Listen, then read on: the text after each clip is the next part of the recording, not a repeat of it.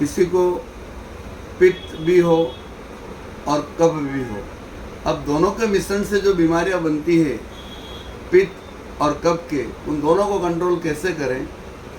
4 finger का अग्रभाग अंगूठे के मूल भाग पर लगाएं और रिंग फिंगर का अग्रभाग अंगूठे के अग्रभाग से लगाएं। ये मुद्रा आपकी बन गई, दोनों हाथों से करना है।